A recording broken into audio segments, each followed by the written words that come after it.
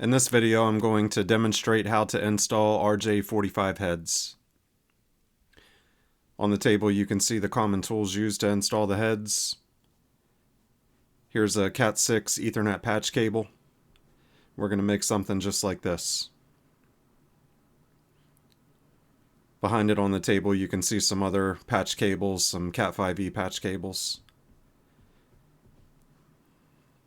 Here's some electrician scissors. We're going to use this to cut the cable and to score the outer sheathing. And here's a crimp tool. We're going to use this to crimp the RJ45 heads. It also has a smaller RJ11 inlet. That RJ11 is for telco cables. And you can see how the RJ45 head slides into the inlet. Here's a container of pass-through RJ45 heads. And here's a close-up of a pass-through RJ45 head. You can see my finger behind it as the light catches it. And this is a non-pass-through RJ45 head. This is a Cat6 version. You can tell because the inlets are offset to accommodate the thicker gauge of the Cat6 cable. And here's some RJ45 boots to make it look more factory and clean. This is the Ethernet keystone that we made in the last video. And here's another look at the RJ45 head. You can see the pins that protrude out of the top. Those pins are going to be clamped down with the crimp tool, and you can see that those pins don't let the RJ45 head insert into the keystone at the moment.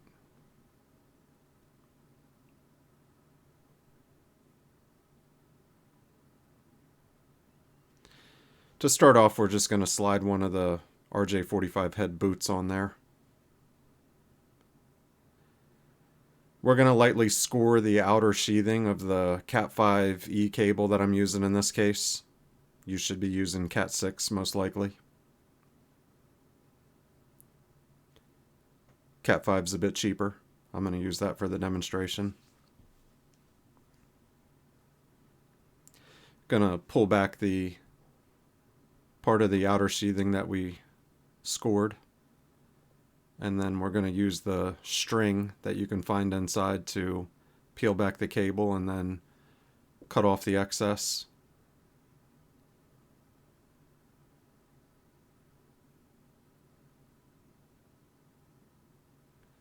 Here we can see a diagram of an RJ45 head, the color code. You can see that it's white, orange, and then white, green, blue, white, blue, green, white, brown, and brown. We're going to emulate that same pattern here.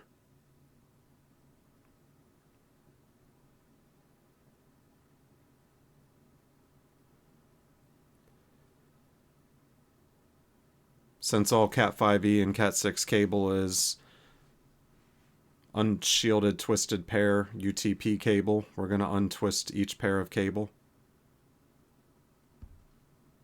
And note that not all of it is unshielded. You can get shielded Cat6 and Cat5e.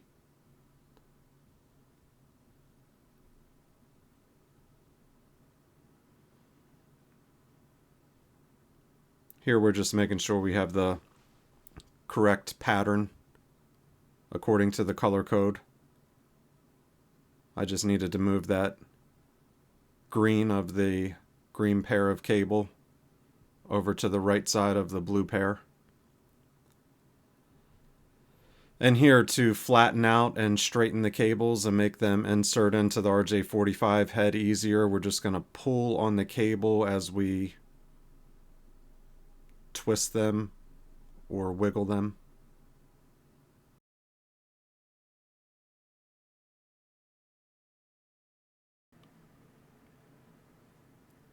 And next we're going to trim up the ends of the cable to make them square.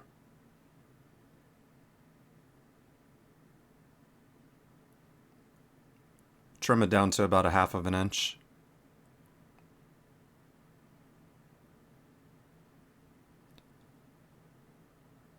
Try to keep a little bit of pressure behind the cables to keep them flat whenever you're handling them.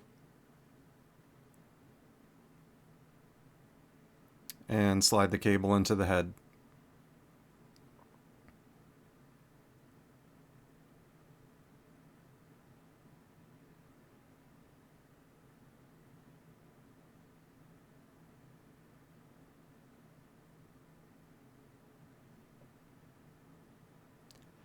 And lastly, we're going to slide the RJ45 head into the RJ45 inlet of the crimp tool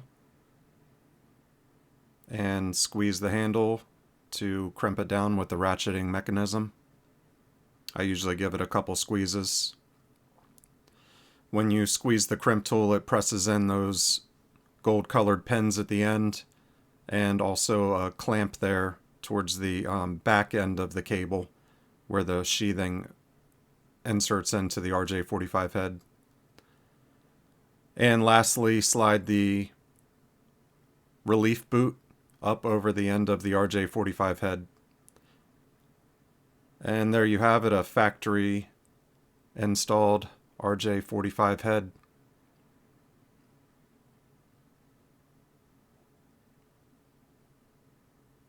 And your RJ45 head makes a perfect connection into your Ethernet keystone. Okay, now we're going to do one more with a RJ45 pass-through head. We'll do this one a bit quicker. Peeling back the outer sheathing, trimming off the outer sheathing, shortening the cable, untwisting the cables,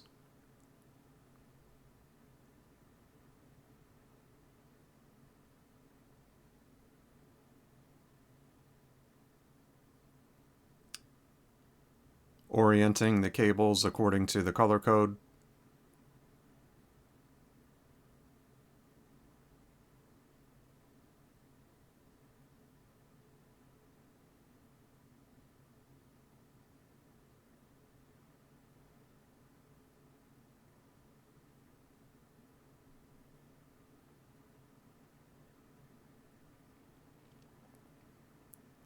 and flattening out the cables to prepare them to be inserted into the RJ45 head.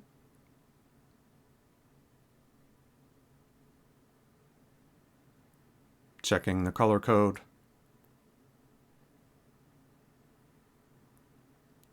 Trimming off some of the excess and squaring up the ends.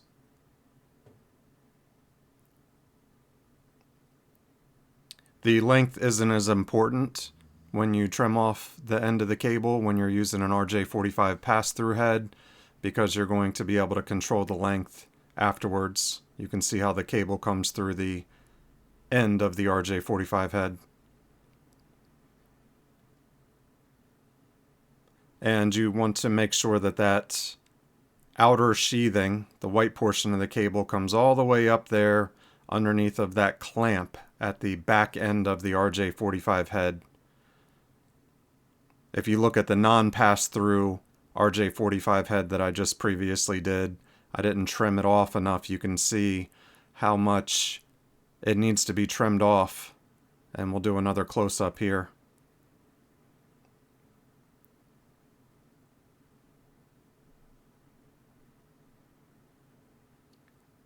Looking from the end of the outer sheathing to the end of the exposed cable, it's less than 1/2 of an inch. But while you're untwisting the cables and getting them oriented in the right color code, you'll want a little bit extra length there to play with. And here you can see that there's a guillotine-like blade on the back end of the RJ45 head crimp tool to cut off the excess part of the cables. Mine is a bit dull, so I don't rely on it, and I manually trim off the end of the cable and then just square them up and pull them back when I'm using an RJ45 pass-through head, which I don't often use. And last step, sliding on the relief boot. And here you have an RJ45 Ethernet cable with a pass-through head and a non-pass-through head with a factory look, and plugging it into an Ethernet keystone.